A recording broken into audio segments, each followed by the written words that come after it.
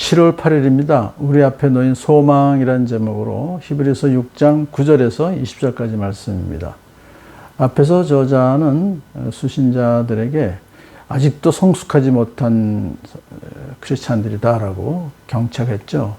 여러분은 이미 교사가 되었었어야 하는데 아직도 말씀의 기초를 다른 사람에게서 배워야 될 처지에 있습니다. 여러분은 단단한 음식물을 먹어야 되는데 아직도 젖과 같은 그런 참 연약한 것을 필요로 하는 어린아이 같습니다. 그러면서 그들에게 권면하기를 우리는 기독교의 초보적 교리를 제쳐놓고서 성숙한 경지로 나아갑시다. 그렇게 이제 권면을 했어요. 그러면서 이렇게 이제 부드럽게 사랑하는 여러분이라고 말합니다. 여러분에게는 구원에 이르게 하는 더 좋은 것들이 있다는 것을 확신합니다. 그러니까 더 좋다는 것은 여기서 배교자들을 말해요. 초대교회에 들어왔다가 다시 유대교로 돌아간 사람들을 말하는데 오늘날로 말하면 교회에 나왔다가 나중에 다시 다른 이단으로 가든지 아니면은 세상으로 간 사람들을 말하죠. 그들이 누리는 모든 좋은 것들 있습니다. 하지만 그것보다 더 좋은 것들, 그것이 바로 구원에 이르게 하는, 그러니까 구원의 소망을 가지고 있는 것을 가리키는 것이죠. 그러니까 배교자들은 아무리 세상에서 좋은 것들을 누린다 할지라도 구원과는 동떨어진 자들이다. 이것을 확실하게 얘기하는 것이죠. 자, 이어서 저자는 수신자들에게 구원받은 자들인 것을 확신한다고 말했는데 그 근거가 무엇인지를 이렇게 말하기 시작합니다. 하나님은 불의하신 분이 아니시므로 여러분의 행위와 여러분이 하나님의 이름을 위하여 나타낸 사랑을 잊지 않으십니다. 그렇게 얘기를 해요. 그러니까 하나님은 불의하지 아니하시다. 그러니까 하나님의 판단은 재판에서 판단하시는 것은 공정하시다 그런 것입니다. 그리고 하나님의 이름을 위하여서 이제 여러분이 나타낸 사랑, 그것이 바로 행위로 나타낸다는 것이죠. 그러면서 그것은 바로 뭐냐면 성도들을 섬겼으며 또 지금도 섬기고 있습니다. 그러니까 그들이 하나님을 믿고 하나님의 이름을 위해서 사랑을 성도들에게 나타내고 있습니다. 그런 뜻입니다. 그러니까 여러분이 성도들을 섬겼으며 또 지금 섬기고 있는 그것이 바로 구원자임을 확신한 근거입니다. 그것이에요.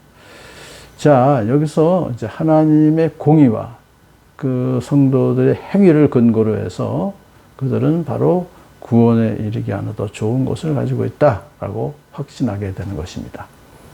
물론 그렇다고 해서 여기서 수신자들의 행위가 그들의 구원의 근거가 되는 것은 아닙니다.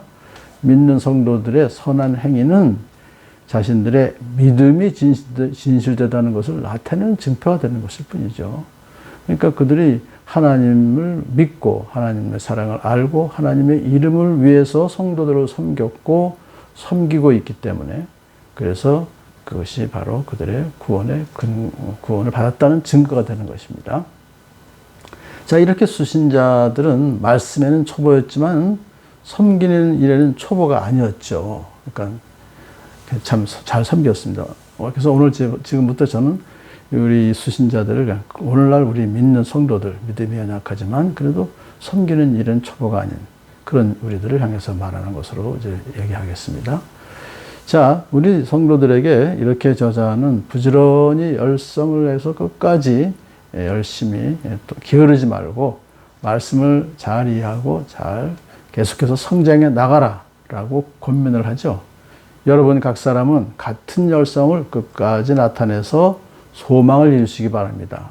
소망을 이루기 위해서는 계속해서 이렇게 같은 열성을 갖고 해야 된다 그것이죠. 그러니까 또 여러분 게으른 사람이 되지 말고 믿음과 인내로 약속을 상속받은 사람들을 본받는 사람이 되어야 합니다. 여기서 약속을 상속받은 사람이라는 것은 이제 믿음의 조상 아브라함 같은 사람을 말해요. 그래서 그분들을 본받는 사람이 되라는 얘기는 바로 아브라함 같이 정말 약속을 끝까지 인내로서 지킨 그것을 본받으라 그것입니다. 사실 우리 모든 크리스찬들에게는 아직도 성취되지 않은 약속이 있죠. 그것을 끝까지 때가 되면 그 약속은 하나님께서 반드시 이루어 주실 것을 믿고, 그것은 바로 예수님이 재림하신다는 약속이 아직 남아 있습니다. 그때까지 소망을 가지고 인내하라 라고 권면하는 것이죠. 그러면서 저자는 믿음의 조상 아브라함에 관해서 이제 자세하게 설명을 합니다. 하나님께서 아브라함에 약속하실 때에 자기를 두고 맹세하시고서 말씀하시기를 내가 반드시 너에게 복을 주고 복을 줄 것이며 너를 번성하게 하고 번성하게 할 것이다. 창세기 22장에 나와 있는 말씀입니다. 그래서 아브라함은 끝까지 그 약속을 이제 받고 약속을 믿고 인내로서 기다렸다는 것입니다. 자, 그래서 마침내 믿음의 조상이 되었습니다. 그런데 사실 여기서 저자가 말하고자 하는 것은 약속의 내용보다는 하나님께서 맹세로 그 약속을 보증하셨다는 것을 강조한 것이에요. 그러니까 하나님께서 자기를 두고 맹세하셨다는 것은 이건 가장 확실한 맹세이므로 이 약속은 절대로 취소될 수가 없다. 그런 뜻입니다. 그래서 아브라함은 바로 어떠한 절망 속에서도 믿음을 가지고 인내했어요. 사실 그가 일생 동안 그 약속이 모두 이루어진 것을 본 것은 아닙니다. 그것을 멀리서 바라보고 기뻐하였다. 이러한 아브라함의 믿음은 바로 오래 참음의 믿음이었다라고 이해할 수가 있죠.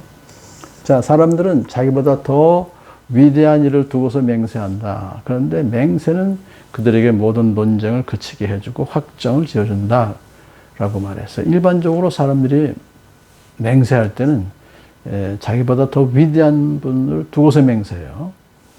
그것은 바로 내가 맹세한 것을 바로 그분이 보장해 주신다. 확실하게 지킬 것을. 그런 뜻이죠. 그래서 하나님께서는 그 약속을 상속받는 사람들에게 하나님의 뜻이 변하지 않는다는 것을 더욱 환히 나타내 보이시려고 맹세로서 보증하셨다. 이게 하나님보다 더 높으신 분이 없기 때문에 당신을 두고 맹세하셨다는 거예요. 자, 그 약속을 상속받은 사람, 그러니까 약속이 반드시 이루어진다는 사실을 분명히 알려주기 위해서 맹세하는데 이 약속을 상속받는 사람이 누구이죠? 우리 모든 크리스찬들을 말하는 것입니다. 앞에 놓인 소망을 붙잡으려고 세상에서 피하여 나온 사람들이다. 그렇게 설명을 했어요. 그러니까 여기서 앞에 놓인 소망은 우리가 구원을 이제 완성받게 될 소망, 종말에 예수님 오실 때 그것을 붙잡으려고 세상에서 피하여 나온 사람이다. 이 피하여 나왔다라고 하는 것은 이 실수로 사람을 죽인 사람이 도피성으로 피하는 것이죠. 그렇게 하듯이 죄인들이 심판을 피해서 도피처가 되시는 예수님께로 가는 것을 말해요. 원적으로. 그래서 이제 하나님은 우리의 피난처이시며 피할 바위시며 도피성이시며 요새라고 시편 기자는 고백을 했어요. 자, 우리 크리스찬들이 하나님의 약속과 맹세를 의지하여서 큰 위로를 받게 하시려고 하나님께서 맹세로서 보증하여 주셨다. 할렐루야. 얼마나 감사합니까?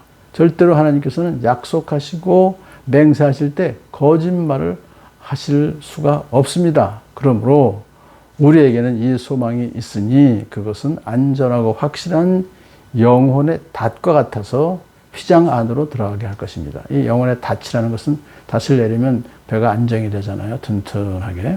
그래서 이건 소망을 말하는 것이고 휘장 안이라는 것은 바로 지성소 안인데 하나님 존전에 나가는 것을 말하죠. 그러므로 우리 모든 성도들의 소망은 닷과 같이 튼튼해서 안전해서 세상의 어떤 시련이나 유혹을 뛰어넘어서 하나님 앞에 나아갈 수 있는 바로 그것을 우리는 소망을 갖고 있는 것입니다.